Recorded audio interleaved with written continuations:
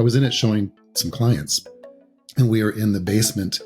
And of course, it's old and it's, a rubble foundation and whatnot.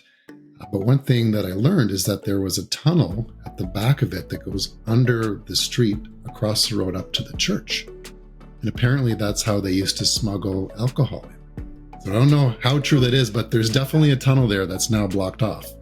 Bonnie will dispute that. We actually talked about it on Saturday, and she said that to her knowledge, there's no tunnel there.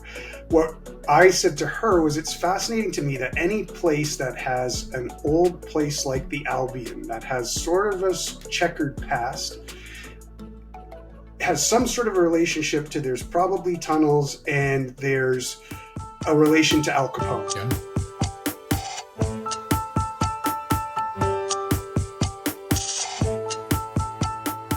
Hello and welcome to the City DNA podcast.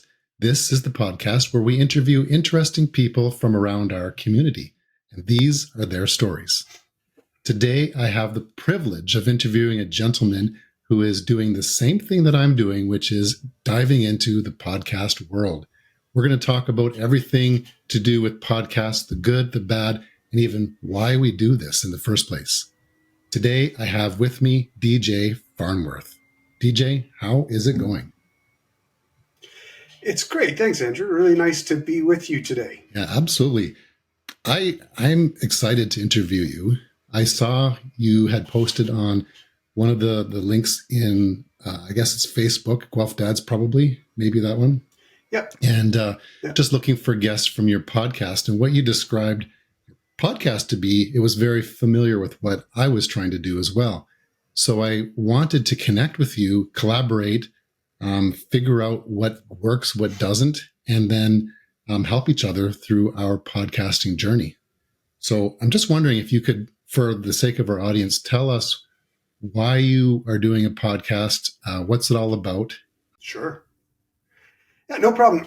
It was started with just an idea late last year, and just kind of, it's funny, we both belong to the Guelph Dads group, which is great, but there's some other social groups and Facebook groups and Reddit that are just never any good news. Everything is always, how can we just pile on to either it being situations in the city or people in the city, or, even when somebody asks for a restaurant, people go, you shouldn't go to this place because it sucks. And I thought we really need to have something for our city that makes people proud. There's a great reason why there's so many people who live in this city, have chosen to live here. And I think everybody needs to know more of the good news stories around our town. So I wanted to have conversations with individuals just like you who are really interesting, and that people can go, I had no idea that person was part of Guelph, or to give us some history of Guelph. I thought it's going to be a lot better than me just doing a history of Guelph thing. There's too many historians in this town. And then I also am trying to focus on, like yourself, local business owners. And then I throw in a little bit of local bands as well, because I'm a music guy. I really enjoy that. And I've had some great responses and had some really amazing conversations with local artists. Guelph's always been a haven for great music. So those are the things that I'm trying to mix in to my podcast called Guelphology. That is fantastic. I love the fact that you are mixing so many different things together, and it's really about grabbing that vibe of Guelph together. And I love the positive spin on it as well. I think probably we have a little bit of a different why to this, although it does overlap a little bit. Of course, we want to get to know the community. Mine is more to get my name out there a little bit more because I sell real estate, but also because I want to have fun in doing real estate. And, looking at houses every day isn't quite as fun as it might seem, but also definitely to blend the community and for me to get to know the community better. That's one thing. Right. I'm not from Guelph. I think you are from Guelph. Is that not correct? I am, and I'm sorry. I've got a scammer calling me. Oh, that's true. Sorry, Andrew. No worries. Sorry. Yes, I was born here. I left for a while, but I came back. And this is one of the things that fascinates me with this city is the boomerangs that people end up back here. or people who came here for school and never left. It's an amazing place that way to me. Absolutely. I've noticed that too. And I mean, this is the longest place I've ever lived in my entire life. I've been here for well over 20 years now, but my dad was in the military, so we moved around a lot. And so although I don't consider Guelph my home, I didn't go to high school here or anything like that. I was placed here as an adult. I don't know that many people. You think that, in the real estate world, I would know a lot of people, and I kind of do, as long as it relates to real estate. But you mentioned, before we started today's session, some of the people that you're going to be interviewing. And I'm thinking, wow, I can't wait to listen to that podcast episode. And I think that's what it's all about, is finding those interesting people that normally we wouldn't have the opportunity to meet. And I think because you've lived here your life, or you're from here, you have that really, you have that connection with so many people. So why don't you tell us a few of those guests that you are bringing on soon? For sure, we have. We've already had a couple of really interesting people. One being Paul Kendall, who was kind of around town in the 90s in the downtown scene, and then he's back and he's working at the the standing room only bar, as well as selling tiny home, or not tiny homes, selling backyard homes. Right. But I've just in the last few days talked to some people. So one of the ones that I'm really looking forward to is Jackie Johnson, who's the executive director of Hillside. Haven't nailed down one for sure, but she's agreed to do the podcast. Another one that I think is going to be absolutely outstanding is Dino Scrimenti, who has Dino's downtown. Hey Pal is the big thing. Dino has been an absolute fixture in Guelph, and I think his knowledge of the downtown, of sports in the city, and just all of the things, his entire journey will be absolutely amazing. And then Bonnie, who is a historian of the city. She's written books about haunted places. Haunted Guelph is the name of one of her books. She has an amazing background in the labor unions in Guelph, and just historically, I'd sat and talked to her, on Saturday for like an hour, and I was just consumed with what she was saying. She has such an incredible history of our city. And for me, that's the stuff I can't wait to do, because I don't want to sit and read Wikipedia to people to tell them about what Guelph was all about. And just the things that I learned on Saturday were out of this world. So I can't wait to talk about Bonnie. Guelph is such a historical city. It's unbelievable. I can't wait to listen to that podcast myself. Because of the things that I think I know that I'm not quite sure are true. And also with the history of the Mafia and stuff like that, I think there is such a story there. And I'd like to know the truth. We hear all kinds of stuff that, how you don't know if it's true or not. Right. But I have to tell you one thing. For sure. Are you familiar with Albion? Everyone probably is. So yes. That property was for sale. I'm not sure the disposition of it now, but I was in it showing some clients, and we are in the basement. And of course, it's old and it's, a rubble foundation and whatnot. But one thing that I learned is that there was a tunnel at the back of it that goes under the street across the road up to the church. And apparently that's how they used to smuggle alcohol in. So I don't know how true that is, but there's definitely a tunnel there that's now blocked off. Bonnie will dispute that. We actually talked about it on Saturday, and she said that to her knowledge, there's no tunnel there. What I said to her was, it's fascinating to me that any place that has an old place like the Albion, that has sort of a checkered past, has some sort of a relationship to, there's probably tunnels, and there's a relation to Al Capone. Yeah. I was in Regina. There was a place just outside of Regina where bootleggers were allegedly a haven there, and Al Capone would visit, and there were tunnels there. And you can go to Halifax. You can go anywhere and have a similar story. That said, Bonnie will talk, I believe, about another set of tunnels somewhere else in Guelph where there were bootleggers who were allegedly connected to organized crime. Love it. Guelph Guelph's relationship with organized crime is very interesting to so many people, and Bonnie has a lot of history that goes way back before stuff that I knew. So I can't wait to hear it from her. But there's certainly a fairly large element of that in what she knows, and really in the history of the city of Guelph. This was a place that was pretty commonly known, but still not openly talked about, and still isn't openly talked about. That's awesome. When is that episode coming out? I don't know. I have to find a time for the two of us to get together. As far as I'm concerned, this could be a 3-part episode just because Bonnie loves to chat about stuff and she just has such a great knowledge. But I've got to get a time for her and I to sit down in the studio actually and do it and have that conversation. That's an interesting point you make too, is because I find that usually these conversations like ours go for about an hour. And I never used to be able to talk for an hour ever. I would cringe at talking to somebody for 30 seconds. And I find it interesting how naturally people can have that conversation. But I'm also finding that there are several guests that I've had on that I could speak with for hours. We had John Watson on just last week, and we talked about EV cars. And we were wanting to talk about solar as well and environmental stuff because he's a big proponent of all of that stuff. And we talked about EV cars. That's it. A whole hour on EV cars. And I don't know how we filled the airwaves about that, but it was really cool. And so what I was thinking about doing is breaking some of these into components and having even like a series. For example, one of the things that I do on my spare time is disc golf. And I know that there's a disc golf community out there. And I can think of 4 or 5 guests already that I would love to have on the show and talk about disc golf, whether it's local or provincial or whatever it might be.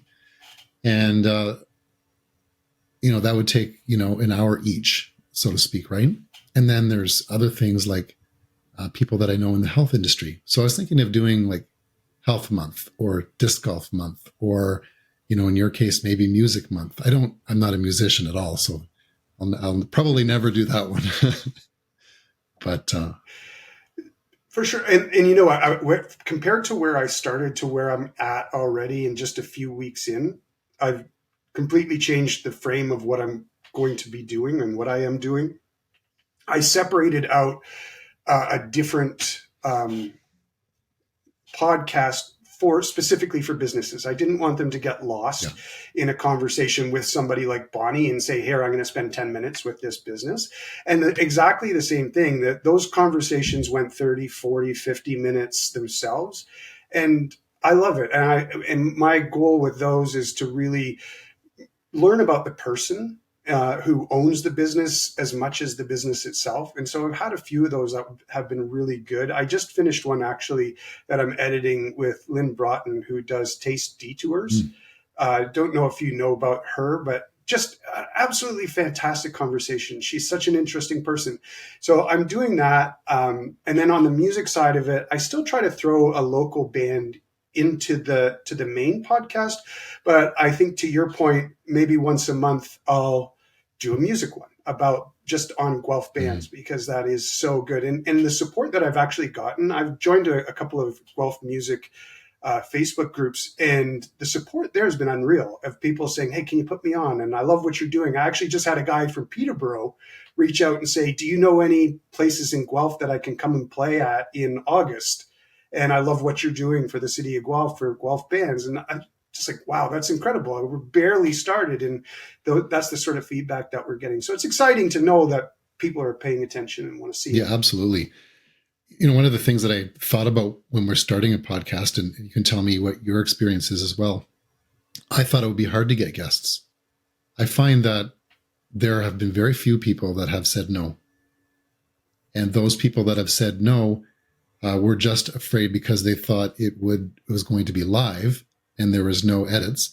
Although I really don't edit my videos that much. Sometimes I'll cut some stuff out. The other day I forget what it was, but I had something happen where I literally had to stand up and go take care of. Oh, I know what it was. So I don't know if you know, but I have a company on the side that builds basement apartments, and it's for a charitable, not a charity, but it's for building affordable housing. So we have to have inspections along the ways when we do these basement apartments. And I had an inspection booked for the day of a podcast that I was doing. In fact, I had 2 podcasts that I was doing that day. And I said at the beginning of the day, I know for a fact that this guy is going to call me exactly when I'm doing one of these 2 podcasts, because they can't tell you that, I'm going to be there at 9 a.m. I'm going to be there from 8 a.m. till 4 p.m. So be somewhere. And then they call with an unknown number. So, if you see the unknown number, pick it up, right? Normally we don't, right? Sure. So anyway, sure enough, he calls right in the middle of the podcast, and I'm sitting there answering the call. Oh, yeah. Just go to the address. There'll be somebody there for you. And I cut out a little bit of it because the conversation went on pretty long, but I left it in there because that's life. You know what I mean? Life happens with these things. And that's one of the, I guess you call it a tenet that I have for these podcasts, is to be real. Because when you see me on the streets, or you work with me in real estate, or you work with me when you're building a basement apartment, you're going to get this guy. You're not going to get the guy that's polished and, the proper lighting of their YouTube video. And, I don't think we'll ever have a ton of followers. I'd like to get 100. That's my goal, by the way. 100. I'm with you. Halfway there. But yeah, so have you Great. had that same experience with guests, that they are usually welcome and warm to the idea? For sure. I actually have only had a couple who have said, for legitimate reasons, get back to me in a couple months. Like I for my business, it doesn't really start getting busy until April or May. So a couple of those. I've had a couple of people tell me that they need to be compensated, and I'm never asking anybody for money for this. This is not a revenue generating thing for me.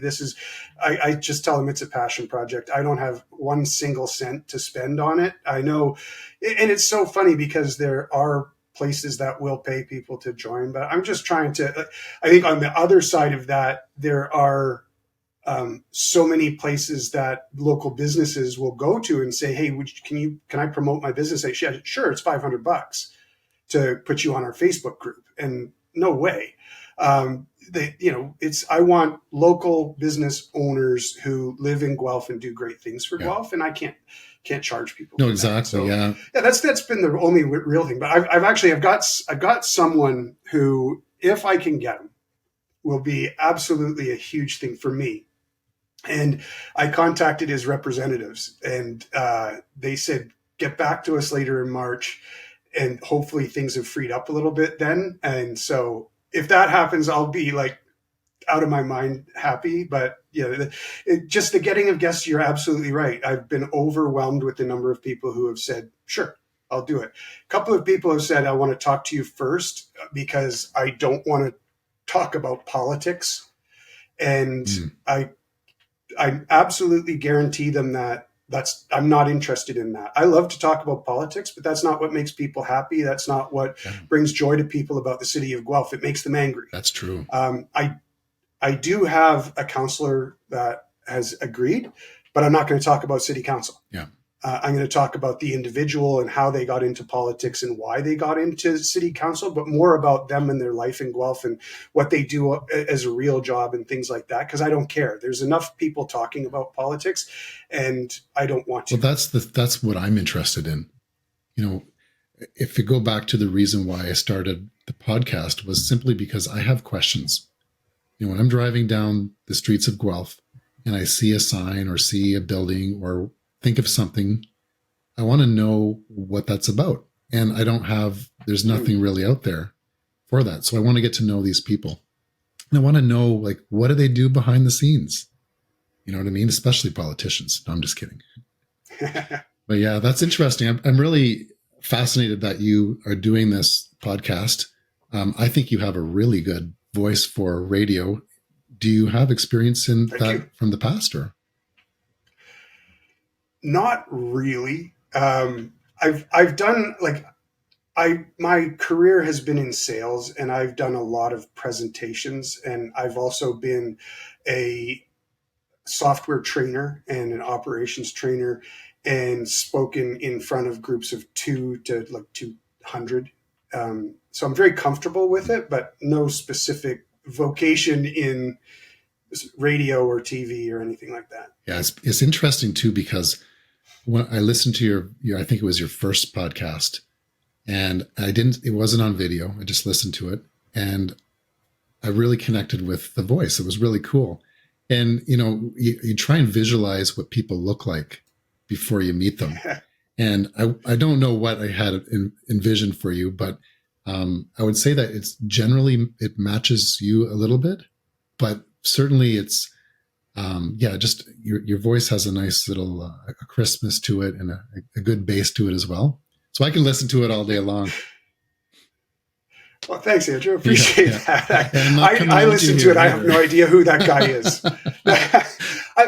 But like everybody, you hear your own voice. You're like, that's not me. I don't hear that. But I appreciate that, and I do like it, and I appreciate the feedback. I had a funny thing happen to me quite a while ago. It had nothing to do with podcasts, but for some reason, I had recorded myself. I think I was doing maybe some public speaking somewhere, and I just wanted to record what I was thinking about saying. And it was on my phone, I guess. And I plugged my phone into the car, listening to music, and all of a sudden this voice came on, and I'm thinking, wow, that's really good. I wonder what this is. And then I list, wait a minute, that's myself. I totally forgot about it. Yeah, that's awesome. And it really is. It's like, who's this guy? Oh, yeah. Yeah. Yeah. But I don't like my voice. Most people would say that I don't like my voice, but that's when I know I'm speaking. But like I said, when I hear it, it's okay. It sounds like a regular voice, like everybody else. You got a good one. Right? Very seldom, I think, go through life and think, that person has a really bad voice. Yeah, and even then, they can kind of make it their own when you think about Roseanne or somebody like that. Like I'm always amazed with that. What is a good voice? Like, I'm a huge Neil Young fan, and Bob Dylan, two of the worst voices ever, and probably would never become famous today. But when you hear them, you know exactly who it is. It's not a run-of-the-mill thing. And that's it too. When you think of like actors and actresses, the people that have interesting voices or some kind of, I wish I had a better vocabulary, first of all. How their voice is like, I guess, a garble in their voice or something like that, or something unique about it. Those people are the ones that are sought after for certain types of roles too, right?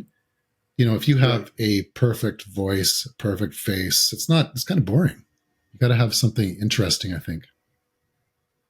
For sure. It's an amazing thing. And I choose not to do video because I don't think, for me, having it a setup, I think my guests would probably be a little less comfortable with it.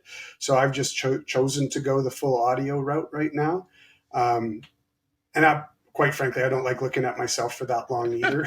Yeah, I hear you. So I can't imagine someone else would want to. And so that's the reason why I keep it strictly audio, is just, to make it ease of use for people, and, to not have to stare at my face. So what's your experience so far then? If you're just doing audio, are you doing it through a certain program, or how are you doing it when a guest meets with you? Right now, it's kind of like duct tape and chewing gum of free stuff that online that I've been using. So I actually do have a video conference with the guest, but then I take the audio off of that and scrap the video. And it's just because I like to see someone when I'm talking to them. So that's the main thing that I do, is I take it off of there. I use a software called Audacity to then edit everything. And like yourself, I want the whole conversation on there. I really only edit out ums and ahs, of which I'm guilty too many times myself, but you really don't pick that up when you're talking. I find that you find them as you're editing, and wow, I said a lot in that one. But I will leave them in when it's actually, that the person is thinking about that. And they're giving consideration to the question that you've asked. And other than that, or pauses, but other than that, I try to stay as true as I can to it. I think I've edited out a sneeze, Right. but that's about it as far as the content goes, because I do want to have that full conversation. I want people to get to feel like they're sitting at a table with the two of us and listening to that conversation. Yeah, that's exactly it. And, I've sat at a restaurant many times, and everyone's probably guilty of this, and tried to eavesdrop on a conversation beside you, or wish you were a fly on the wall somewhere. And that's the way that I treat this as well. And it sounds like you're doing it the same way. Is you're having a conversation with somebody because it interests you and you think it'll interest the community, and we can listen in on that. Exactly. And I have a great thing that when you said that, I had an amazing flashback. My brother and I were at a golf tournament to support the Canadian women's hockey team. This was in the early 2010s. And there was, in the night leading up to it, all of the team, we were there as volunteers. The team was there, the volunteers were there, and all of the celebrities were there.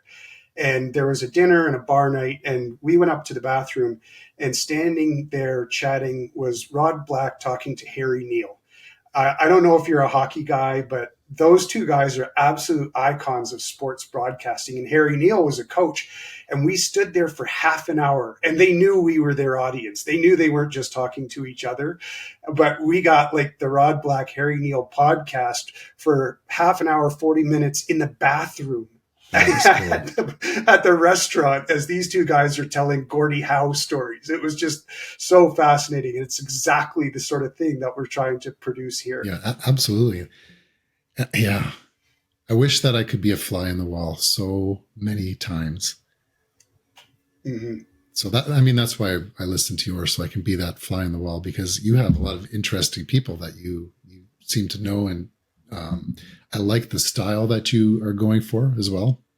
Like I said earlier, nice. I can't wait to listen to the one about, I forget her name now, but the historian, Bonnie. I want to say Bonnie and Clyde.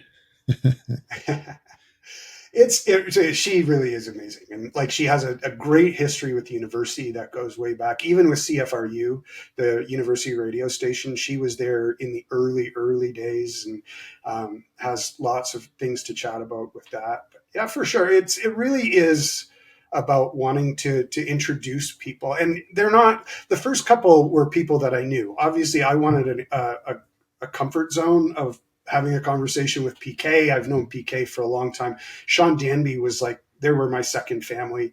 So those helped me sort of find my voice in it.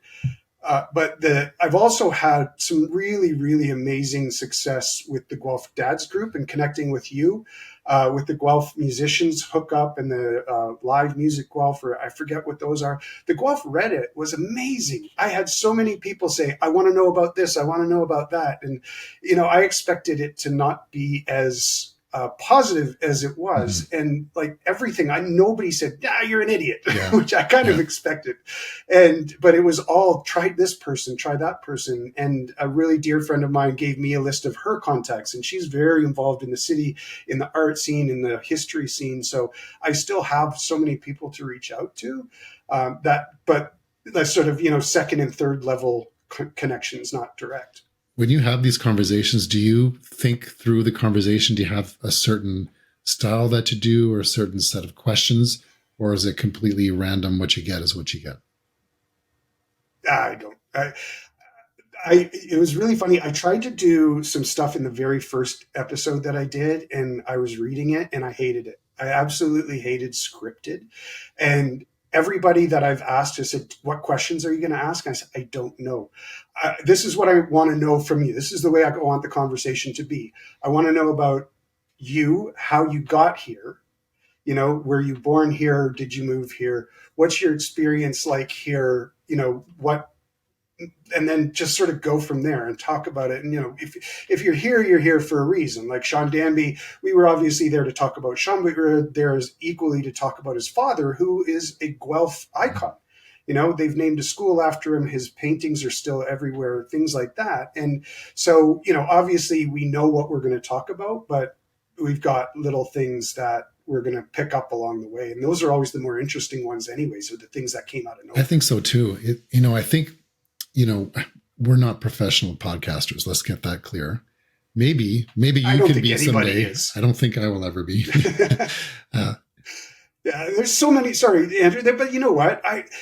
Just because you can make a podcast doesn't make you a podcaster. And I agree, we're not pros by any means, but there's only a couple that I really like. And I listened to one, and it was two very, very, very successful Hollywood people. It was Rob Reiner and Soledad O'Brien did a podcast, and they read every word of it. Really? And it was boring. Yeah. It was awful.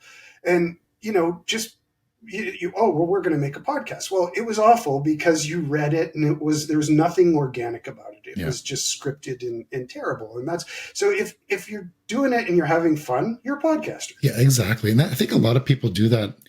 And it's interesting you say that because I used to play poker a lot. We used to have a poker game at my house every single week for many years.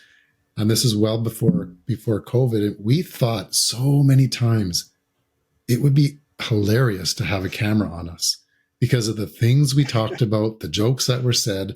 We joked that it could be a TV show. And this group of characters were hilarious because you had this guy that was like super, super smart. Like this is well over 10 years ago.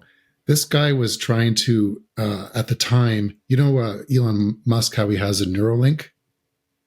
This is what that guy was doing over 10 years ago, trying to work on that stuff. Wow.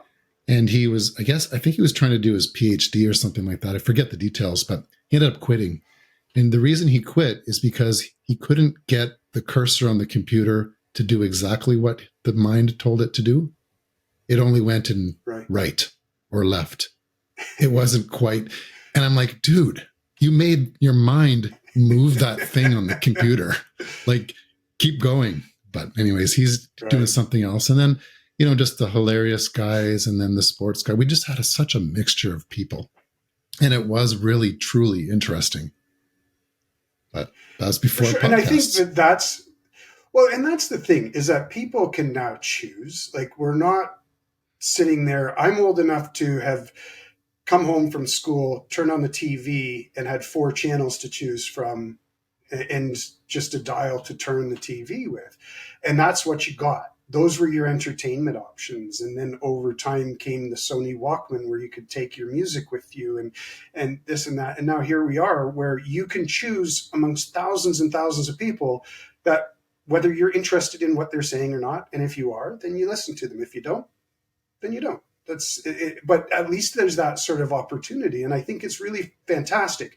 I think there's some really horrible things about it as well, that it can really help to push some really awful agendas and messages, but I can choose not to listen to them. Yeah, exactly. And I do. And that's the thing, is that you have so many different choices of what you can listen to. And if you don't like it, you can turn it off. And, I'll use a good example is Joe Rogan. You either hate him or love him, but he is the most listened to podcaster in the entire world. And some episodes don't interest me. Some really do. Some interest me because I'm against the topic. Some interest me because I'm for the topic. Right. But he's been doing this for a long time. And I'm not sure why I listen to him, but it's not that different than anyone else. But I think with him, if I was to pinpoint why I personally listen to him, is because he asks really good questions. And in my opinion, he doesn't push his own agenda. Like, he'll say his own thing and whatnot, right? He's not afraid to say things, but he doesn't necessarily have an agenda, in my opinion. Like, he really wants to get to know what's behind something. Absolutely. And what I love with him too is he doesn't say yes to everybody. So he doesn't have on everybody because everybody who's got something to sell, that's where Howard Stern has gone in the last number of years is, Paul McCartney, Bruce Springsteen, and those types of people. Yeah. And as long as they've got something to sell, they'll come in. Joe probably turns down so much more than he gets. And he just wants to talk to people that are fascinating to them. And I think people have enough of a relationship with him at this point that, we know what we're going to get and we know what we don't want to listen to. But I think he also does an incredible job of listening, of just letting people talk, and of being up to date, but not overly so. Sometimes he'll jump somebody and tell them that they're wrong or whatever, that he's done his. But in general, he knows enough about the subject that he can talk intelligently-ish about it. But he also really wants to get to know what the other person is thinking about. And he's all right to say, this person came on, they were complete nuts. Yeah. And I think that the other thing to it too is the long form. People are sick of the late night interview, and he doesn't do that. He'll sit down for an hour or 2, 3 and have a great conversation. Yeah. And that's the beauty too of the internet these days and the technology that we have, is because you can take the long form, for example, of this podcast. It'll probably be an hour long, but you can break it into 30-second segments and put it on your YouTube or your Instagram or wherever you want to put it, right? And in fact, that's what we're going to do with this, by the way. I'll send you some clips. Excellent. But, you don't have to listen to the entire thing. And then, this is the reason why I like YouTube, is because you can break it into chapters and just click ahead, and you can use AI for that. So have you looked into any things like that from your perspective for your podcast, AI or something that makes the job easier for you? No, not yet. I haven't really examined those types of tools. I do really like to edit myself, purely because I want to hear it and I want to know if it makes sense. Like, I don't want to be able to say, take out all the ums, because I don't want to, but I want to take out some of them. Right. So things like, I just did one, things like that. I want to be able to do it myself. But as far as the chapters and stuff, probably my favorite podcaster is Bill Simmons, and he is responsible for the Ringer Network and all of that. I love everything that he does. He was the sports guy, but he also has an amazing podcast called The Rewatchables, where they talk about awesome movies from our past that if they come on TV, you're staying. That's the whole idea of it being a rewatchable, and how he does that. And he doesn't break them into segments either. But he will put, for some of his podcasts in the notes, he'll put the times of different things that are happening. And I've been trying to do that for people. If they're like, okay, I want to get to that part. Okay, good. Here's where you can find it. But otherwise, I haven't really considered breaking it up. I might, but we'll see how that goes. Yeah, I find it really handy. At first, I had no idea how to do any of that stuff. I see these, podcast or even just regular videos, and they have these chapters on YouTube, and that's pretty cool. I can click right on that. And I read that they are supposed to be natural, that YouTube will do it for you. It never did it for any of my videos ever. So I don't know what I did wrong, but the software that I use, Riverside, is what we use for this. They break it down for you into chapters, and they summarize the entire conversation for us. So I just have to copy and paste and put that into YouTube, and the chapter's already built for you. So, and it even titles them for you, which is absolutely amazing. I need to go through though and make sure that the titles are actually accurate. But the ones I have looked at, they're pretty good. They're pretty accurate to what the subject is at that particular point in the podcast. You never completely trust AI. Yeah. That's the main thing. I worked for an AI company for a while, and we built a chatbot for insurance technology, but it was at the same time WestJet built an AI chatbot, and they launched it with great, ta-da, look, we've got an AI chatbot you can talk to. And within its first week,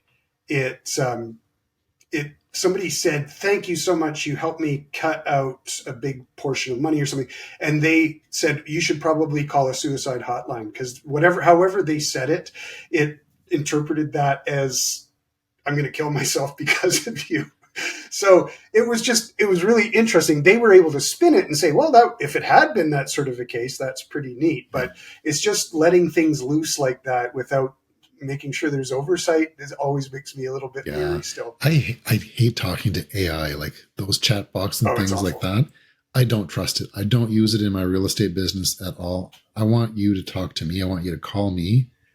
And, Right. there's this whole theory about, how to get leads with any business. You have your funnels and bring them to your web page, and you fill out this form, and then somebody else is talking to them, AI or whatever it is. And then finally you get this lead that's ready to buy or sell. Maybe that works, but it just doesn't feel right to me. First of all, they've gone through this whole entire process before they've ever reached you, and you don't know what that process is. You just have this person on the other end of the line that supposedly buying a house and thinks that they talk to somebody that works for you or something like that, but it's a robot. So Right. I hate AI for business. I know it's probably good in the long run, maybe, I don't know, but it's going to take me a while to adapt to that. Yeah, it's certainly one of those things that in business, it's the chatter all the time right now, but people still haven't figured out that magic black box of AI and what to use it for. Oh, we're going to use AI. And half the time when somebody says that they're using AI, they're not. It's not real. Yeah. Artificial intelligence, there's always a human element to it somewhere in the background. It's not actually learning on its own.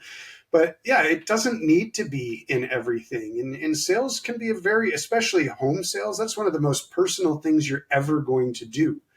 And I would never want to talk to somebody's chatbot. And I would never visit their site again if I got a chatbot trying to have a conversation with me. Because to your point, 99% of them, exactly that it's not a human within a couple minutes. Yeah. And that's, to me, if, I know that it's really good for the business because they're not wasting their time, but it's also, what's it doing for your brand? Yeah, exactly. It's tough to navigate through all of that stuff. Even autoresponders, which is not AI at all. It's just, you have a set of emails or something that goes out on a trigger. And really what it is to make contact with that person right away. So it's just, simply Right. like, hey, hi, how are you doing? Saw you're looking at a house. How can I help you? Right. And if that went out 5 seconds after you pressed go, not really. So, you got to time it, for a couple minutes. But if you don't do that, though, you're going to lose them as a customer because everything these days is so rapid paced, right? They will see something else online and click on something else. It's like, I don't know, like a fish or a squirrel or something like that. That's the way our brains are going these days with the internet. And you have to compete. We need instant. People want instant responses. And there was a guy in the insurance business who had a really interesting thing because he's down in Exeter. So tiny little town, but his stuff is really dialed in as far as inbound leads, outbound leads, things like that.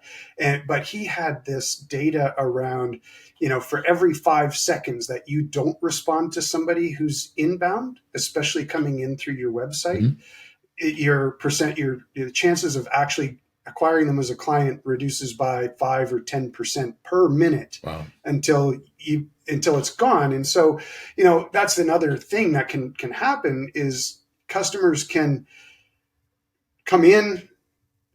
I'm waiting, where's somebody? Okay. And to your point, they're gone. They're off to the next website. Oh shoot. I'm sorry. There's another one that you can edit. Sorry, man. It's once they're gone, they're not coming back. If you didn't get a response, and so whoever's quicker to respond is going to get it. So there's no point in having these tools if you're not going to use them to get to people really quickly as well. Because it's different in insurance because people are just shopping constantly. Yeah, exactly. Or shopping at once. For a house, to me, it's a lot different because I want to get to know who the realtor is and what are they going to listen to me? But certainly, places like that, people don't have time. They don't want to wait. They're just going to they're going to check it out and move on. And there's a part, I hate to go on this sort of side of business, but one of my pet peeves, and I really liked Riverside for this, is that they actually show the pricing. There's companies that will not show you your pricing. Click here to talk to sales. I don't want to talk to sales because if it's going to be $500,000, I don't need to talk to sales. Exactly. And before don't you be start to tell me what it costs. Yeah. Exactly. One of the other things too that bugs me. And I don't want to go on this side of business as well, but it is a reality as well, is I like to talk to people on the phone. And so this is completely changed over the last number of years, where I don't know if you're the same way, or maybe it's just me as a realtor or business person, but probably about 10 times a day, I get calls from marketers of some sort. And you can always tell that they are marketers because there's a pause. So if I hear a pause, yes, click, I don't talk to you, right? But it is so annoying. It disrupts your day for these people always trying to get your business, where I'm assuming it happens to everybody, where when I call you and you don't recognize my number, click, don't answer the phone. So it's become really hard to do business in any profession, I would say, because of these things. I don't know what your experience is with that. For sure. Well, it's your podcast and not mine. So here's my political thought on that. And that is that, it bothers me every time I hear about they're cracking down on this and they're cracking down on that, of what you can say and can't say and things that are online. What they've done to local media is just abhorrent, of making it so that Facebook won't allow you to put a link to local media or to any media. Yeah. Because of the legislation, yet they can't stop those phone calls. I get spam calls 4 times a day. And then you get over to LinkedIn, for example, and I get lead gen companies all the time. Hey, we can help provide you lead gen. And the spam stuff was, if we had spent $80 million on that type of technology, we probably could reduce everybody's frustration of spam calls and not have to go unknown number, click. Yeah. I don't know who you are, go away. And it makes it, because that makes it so much harder for the real business people to connect with anybody, because nobody's going to put their phone number out there, their email address. So then you got to find them. And it gets harder and harder to find. I've always felt like some of those rules, like the do not call list, harm regular business people. The people that are spamming you, they don't care. They'll find a way. They'll call you from another country in the world somehow, and somehow spoof a number in Canada, Happens all the time. By the way, I love it, because I've been, looking into some of the stuff behind the scenes and whatnot. And I forget what company it was I was looking at, like a marketing company or something. And you can choose a phone number to represent your business. And it's from an American perspective, but you can choose a Canadian number. And so I went to go look at this, and you can select even the city where you are. But then I noticed that a lot of the choices were New Brunswick, British Columbia, Kelowna, British Columbia was a key one. And I'm thinking, man, I remember getting a lot of calls from Kelowna. I wonder if this is why, because they don't know our country. They don't know where Kelowna is. It's just a Canadian number. And they think that they're, calling a local Guelph person because they're got a Canadian number. Somehow that's going to be better. Well, they use auto dialers that just literally it's like a slot machine. It comes up with the 10 numbers and dials that number. If it works, great. And that's why the pause, because it's waiting to see if somebody's going to pick up. But the auto dialers work like that, or they trade numbers that actually are real between each other. But one of my favorite watches on YouTube is watching Scam Baiters. I love that. And they talk, they know how those things work. They have their own system of calling those guys on fake numbers and stuff. And that's just so prevalent. And, it drives me crazy getting them. Yeah. I love watching these guys tear them up. That's what the government should do. They should put the money into hiring these scam people to scam the scammers. Yeah. That'd be fun. One of my favorite ones is, and I don't remember the details of it completely, but you've probably watched it as well, where the guy, you see a camera actually of these people in the room where they're working at. And the guy on the other end who is scamming the scammers, is telling them what their name is. And they're like, how do you know? And then he says something about who's sitting beside them. And they're all freaked out, right? That's fantastic. And they, I absolutely love those guys. I think that I have so much respect for them and what they're doing, that it's just so from their heart. And there's one guy who calls himself Pierogi, and he's called Scammer Payback is his channel.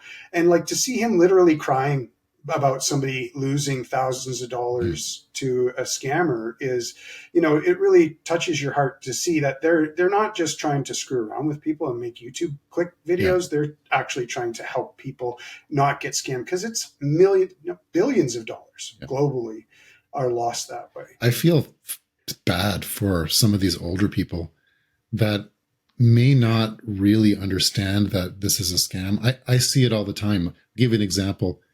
Get a text from Royal Bank of Canada, something about your account. There's an issue. You got to click this and we'll help you. I don't have a Royal Bank account, and I know that even if I did, they're not going to text me that way. There's going to be another way of them connecting with me, right? And then you can check by the email addresses and all that stuff too, right? You can tell if it's fake. Mm-hmm. But older people in general, I mean, lots of people, but I think older people who are not as familiar with technology probably fall for this time and time again. Yeah, it's the classic one is the refund scam, where somebody gets an email from Norton that says, we've processed your payment of $360. If this was in error, call us at this number. And so they call, and long story short, we'll refund you, but then they refund you way more and then say, you've got to give us back that money. That's how it works. And these people are so, again, it's usually elderly people, but not always, but then they're embarrassed about it and they don't want to tell anybody. And they're just like, okay, how do I get this money back to you? I don't want you to call the police on me or whatever. And it's just so sad, but it works. It works really, really well. But it's just awful that's who they choose to prey upon, are people who don't see it coming. Yeah, absolutely. I was going through my taxes the other day and I saw this bill from last year, about this time last year, and it was for $3,000 something, and I don't remember what it was. The title beside it was nothing to do with real estate, nothing to do with, it was just completely random. Wow. So I asked my wife, did you charge something to our credit card from such and such a company? It was no. And I looked at it and I'm like, I don't remember what this is. I think we got scammed. And it was right around the time when we went to Mexico. I thought, maybe it's someone got a hold of my credit card, even though I didn't use it there, but a lot of things were turning in my head. So I called MasterCard and, told them about this. The time frame is well past, so there's nothing that they can do. But then a day or two later, I just had an epiphany as I was going through my memory, because I ended up looking up that company name. And then I did a little bit more research. It had nothing to do with real estate. But what had happened is I had been buying online leads from a company, and I discontinued that because it was unsuccessful. But I did have one transaction that went through and we had to pay a referral fee off of that. So it was roughly like 25% of the commission that I got. And what the connection is that was the company that was the lead generation. He had just completely changed business. He'd gotten out of the lead generation business and started something completely different, like selling clothes or something like that. And that's the kind of thing when we get these calls from the real estate perspective. I swear to God, about 5 times a week, or, somebody calling to tell us that they've got 5 or 6 buyers ready for us in this, in the city of Guelph. We just need an agent to take over, Like, how can there be so many, But back then I fell for it, and it did work back then. Got one, and it paid for itself in the end. But at the end of the day, like, these people are just in it for the short term. Pretty much everyone that I've ever been involved with has been in and out of the business, bankrupt or doing something different in 6 months.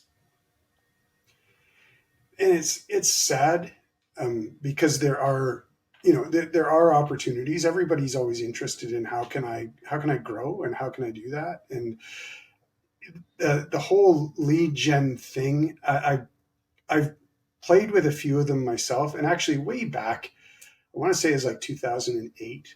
I was working for a very large company, and we decided to engage one of these guys, and they had the most amazing cold calling group that I've ever heard. And I talked to the president of the company, and he said, this was funny. He said, anybody who's ever sold anything door to door, I will hire them on the spot, because they have the guts to go up and ring that doorbell and have the door closed in their face. Mm. And they were really, really good, but they knew what they were talking about. They knew the product. So when we used them, we educated them on exactly what we wanted to do. And all we really wanted them to do was gather a bit of information and pass it off to our sales team.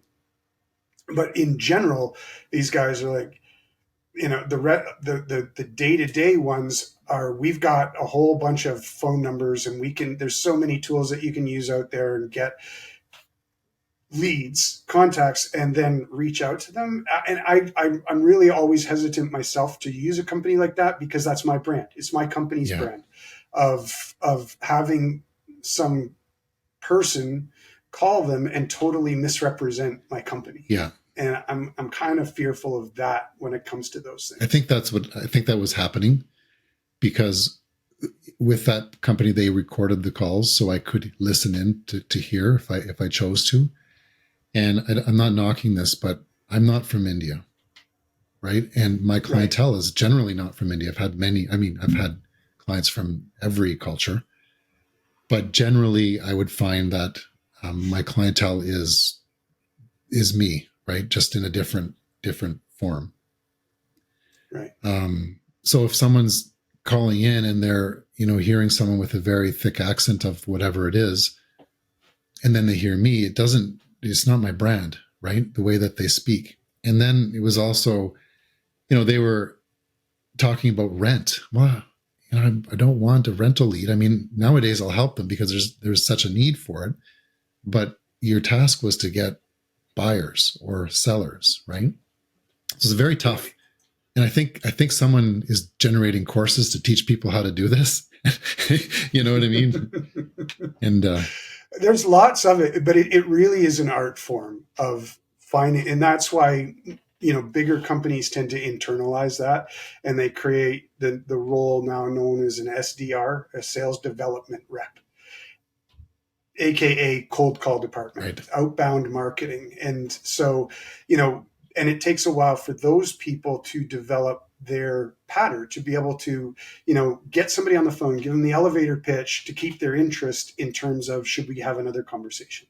I'm sorry to barge in on you, but, and those guys, people who are really good at that are fantastic. Yeah. But it's so hard to just get any traction with people, because people like you getting calls every day. And so how, in the 10 seconds that I've got with you, how am I going to differentiate my business compared to everybody else, where everybody else, I'll bring in 20% more leads and 60% more revenue. So you don't even know what my leads are and what my revenue is, but you're guaranteeing this. You get out. Yeah. That's my feeling on it. I've been paying attention to the ones that hook me personally. I've just found a little bit of an interest in that. And, I'll be the guy that will keep clicking until I get bored. Eventually it might be on a seminar of some sort, as long as it's free, just because I want to understand the psychology behind it. Like what hooked me in this? And I have a different perspective because I'm on the other side. I'm trying to learn a little bit. But one of the ones, a couple months ago, I listened to the guy for a little bit rather than hanging up, because he started the conversation with, "Hey, this is a cold call. I know you're probably wanting to hang up on me. I get it all the time." Yeah, I'll listen to you. Yeah, thanks for acknowledging that, not pretending to be something else. For sure. And I think that's part of it too, of honesty, right? Hey, this is a cold call. If you've got 10 seconds, I'll give you a reason why we should have another call if you're busy, or why we should have 5 more minutes. That's the thing. What's awful are the ones that won't shut up and won't let you go. Look, I'm good. I don't need it. Yeah, but just move along. Yeah, no, I hear you. It's tough out there. Back to your podcast though. Yeah. So when you're doing your podcast, how do you vision yourself in the next year? Are you going to continue this, or is it something that you just started with the hopes that you would like it and continue it, or what's your goal? I'd love to do it for as long as people are interested, and then even longer. But the main thing to me is that it's interesting, and it's things that make people happy. Right. Um, I think that there's a lot of opportunity. There's a lot of really, and that's part of the reason, right? There's so many people in this town that are absolutely fascinating that I think I would love to talk to.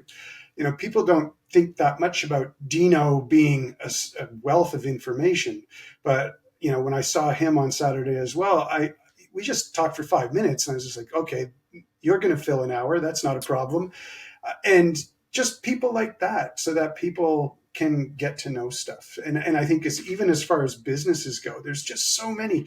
You drive around and there's businesses, tiny little businesses all over the place that would probably love a little bit of recognition and to have people look.